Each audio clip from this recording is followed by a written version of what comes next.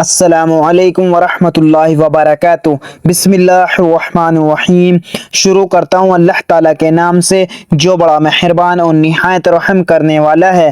حدیث عبداللہ ابن مسعود رضی اللہ عنہ کہتے ہیں کہ میں نے نبی کریم صلی اللہ علیہ وسلم کو فرماتے ہوئے سنا، اللہ تعالیٰ اس شخص کو تر و تازہ اور خوش رکھے جس نے مجھ سے کوئی بات سنی، پھر اس نے اسے جیسا کچھ مجھ سے سنا تھا ہو بہو دوسروں تک پہنچا دیا۔ حضرت ابو ذر رضی اللہ عنہ کہتے ہیں کہ میں نے کہا، اے اللہ کے رسول، مجھے نصیحت کیجیے۔ آپ صلی اللہ علیہ وسلم نے فرمایا، جب تم سے کوئی برائی ہو جائے تو اس کے بعد کوئی نیکی کرو جو اسے مٹا دے۔ میں نے کہا، اے اللہ کے رسول، کیا لا الہ الا اللہ کہنا بھی نیکی ہے؟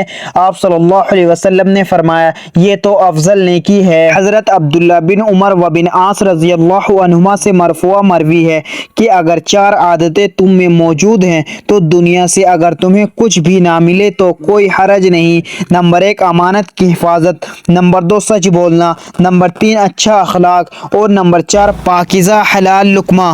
حضرت انس رضی اللہ عنہ سے مرفوع مروی ہے کہ ساری عمر نیکی کرتے رہو اور اللہ کی رحمت کی عطیوں کے منتظر رہو، کیونکہ اللہ تعالیٰ اپنی رحمت کے عطیات اپنے بندوں میں سے جسے چاہتا ہے دیتا ہے، اور اللہ تعالیٰ سے سوال کرو کہ وہ تمہارے عیوب پر پردہ ڈالے اور تمہاری گھبراہٹ میں تمہیں امن دے۔ سیدنا ابو ہریرہ رضی اللہ عنہ سے مروی ہے کہ ایک آدمی نبی کریم صلی اللہ علیہ وسلم کے پاس آیا اور کہا، اے اللہ کے رسول، میرے نفس میں بعض باتیں تو ایسی آ جاتی ہیں کہ مجھے آسمان سے گرنا اس سے زیادہ پسند لگتا ہے کہ میں ان کے ساتھ کلام کروں۔ آپ صلی اللہ علیہ وسلم نے فرمایا، یہ تو صحیح ایمان کی علامت ہیں۔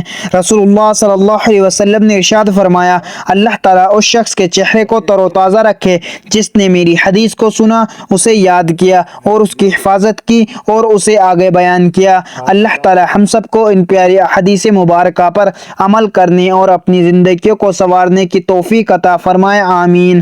مزید اسی طرح کی اسلامک ویڈیو کے لیے اگر آپ نے ابھی تک چینل زما ملک کو سبسکرائب نہیں کیا تو سبسکرائب کر لیں اور ویڈیو کو لائک اینڈ شیئر ضرور کریں۔ جزاک اللہ، شکریہ۔